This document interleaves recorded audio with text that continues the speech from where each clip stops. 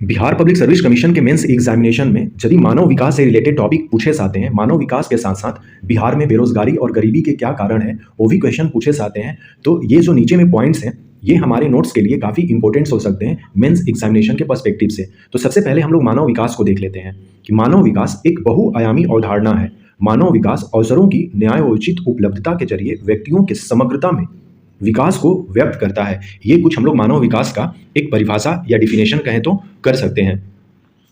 किसी अर्थव्यवस्था के सामाजिक क्षेत्र में मुख्यतः ऐसे घटक शामिल होते हैं जो जीवन की मानक गुणवत्ता में योगदान करते हैं। बिहार राज्य सामाजिक क्षेत्र के ऐसे लक्ष्य की दिशा में लगातार प्रगति कर रहा है जिसमें गुणवत्तापूर्ण स्वास्थ्य, शिक्षा, जलापूर्ति, स्वच्छता और सीमांत तबकों के कल्याण को प्राथमिकता दी गई है।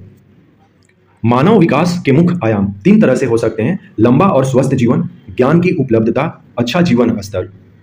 मानव विकास का अर्थ जीवन में अधिक विकल्पों और अधिक अवसरों का उपलब्ध होना भी है।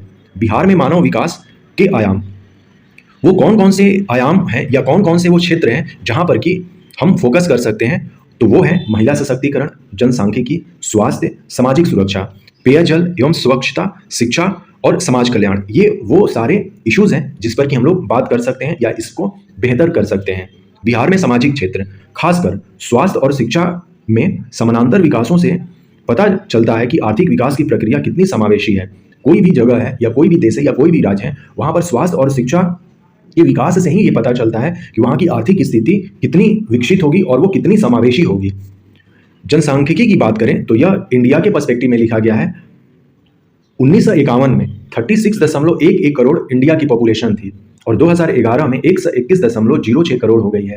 ये जो जनसांख्यिकी है हम इसको अपने बिहार के भी पर्सपेक्टिव में लिख सकते हैं कि 2011 जनगणना के अकॉर्डिंग 10,40,99,452 ये जनसंख्या थी। 10,40,99,452 जो थी हमारी बिहार की जनसंख्या थी। इसका भी इम्पैक्ट पड़ता है, इसको हम लोग लिख सकते हैं। बिहार में स्वास्थ्य संबंधी स्थिति, स्वास्थ्य को शारीरिक, मानसिक और सामाजिक खुशहाली की पूर्ण अवस्था के बतौर परिभाषित किया जाता है। लक्ष्य 3 जो है हेल्थ से रिलेटेड है, हम यहाँ पर उसको दे सकते हैं। जो एसडीजी का ये लक्ष्य है, एसडीजी के जो 17 गोल्स हैं उनको भी हमें क्या करना होगा कि अपने मेंस पॉइंट ऑफ व्यू से पूरा का पूरा जो है याद कर लेना होगा। बिहार में स्वास्थ्य अधिसंरचना का विकास, बिहार देश का तीसरा सबसे अधिक आबादी वाला राज्य है जिसमें व्यापक गरीबी है। गरीबी, जनसंख्या के बोझ और जलवायु संबंधी कारकों के संयुक्त प्रभाव से बिहार की आबादी रोगों के प्रति काफ़ी संवेदनशील है, अर्थात कि यहाँ पर हमें ध्यान देने की जरूरत है। बिहार में स्वास्थ्य देख रेख प्रणाली प्राथमिक स्तर पर, द्वितीय स्तर पर और तृतीय स्तर पर, ये सेम बातें जब हम लोग इंडिया के पर्सपेक्टिव में भी लिखेंगे तो हमें देखने को मिलेगा। तो प्राथमिक स्तर पर उपकेंद्र, प्राथमिक केंद्र, प्राथमिक स्वास्थ्य केंद्र ये आते हैं। द्वितीय क्षेत्र में सामुदायिक जिला अस्पताल, अनुमंडल के अस्पताल वो आते हैं। और तृतीय में जो है वो मेडिकल कॉलेज जैसे कि पीएमसीएच वगैरह जो है ये सब मेडिकल कॉलेज या दरभंगा मेडिकल कॉलेज, ये बड़े बड़े जो इंस्टीट्यूशन है, एम्स हैं, वो तृतीय कैटेगरी में या तृतीय स्तर में आते हैं। अब देखते हैं कि बिहार में गरीबी एवं बेरोजगारी को समझने और इसको सुधारने के लिए हमें किन किन मुद्दों पर बात करनी चाहिए। तो वो मुद्दा है बिहार में कृषि, बिहार में उद्योग, बिहार में अधिसंरचना, बिहार में मानव विकास, बिहार के प्रमुख योजना और जनगणना। इन सब पर हमें क्या करना चाहिए, मैंने यहाँ पर केवल पॉइंट लिखा है, आप इस पर अदर से, चूंकि ये दिमाग में रहेगा तभी एग्जामिनेशन में हम लोग विद इन सेकेंड हम इसे रिकॉल कर सकते हैं। तो ये सब गरीबी और बेरोजगारी के जो कारण है या हम लोग देख सकते हैं कि इन पर हमें बात करनी चाहिए। अब थोड़ा सा और आगे बढ़ते हैं। बुनियादी सुविधाओं जिसमें कि रोटी, कपड़ा, मकान है का अभाव ही गरीबी है। डॉक्टर अमर्त्य सेन ये कहते हैं, इनके शब्दों में गरीबी का मतलब है क्षमताओं का अभाव। जब हम बिहार और झारखंड की बात करते हैं तो डॉक्टर अमर्त्य सेन को कोट करना बहुत जरूरी है क्योंकि उन्होंने बहुत ज़्यादा काम किया है बिहार और झारखंड में। तो ये गरीबी को कहते हैं कि क्षमताओं का अभाव है। कारण वो डिफरेंट कारण है जिसमें कि सर्वाधिक जनसंख्या दबाव, हमारे बिहार की जो जनसंख्या घनत्व है वो 1106 स्क्वायर किलोमीटर है, इंडिया में ये 382 है 2011 जनगणना के अनुसार।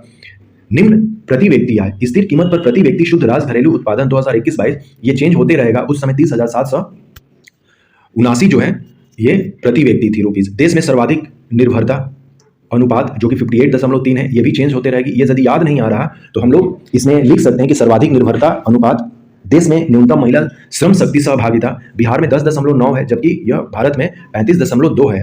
देश में न्यूनतम समग्र श्रम शक्ति सहभागिता दर 42.2 ही है। अत्यधिक बेरोजगारी दर, कृषि का अपेक्षित विकास नहीं, औद्योगिक पिछड़ापन, सीमित संसाधन, कौशल विकास का अभाव, ये सब जो है वो कजेस हैं। और नंबर 11 पर हम लोग इसमें लिख सकते हैं राज्यों में न्यूनतम शिक्षित जनसंख्या जो कि 2011 के अकॉर्डिंग 61.8% ही है, और फाइनली ग्रामीण क्षेत्रों का अपेक्षित विकास नहीं होना। तो इन सारी चीज़ों पर यदि हमें विकास करना है, बिहार को बेरोजगारी और गरीबी से बाहर निकालना है, तो इन सारे मुद्दों पर हमें बात करनी चाहिए। आई होप सो कि आपको ये काफ़ी बेनिफिट करेगा आपके नोट्स में।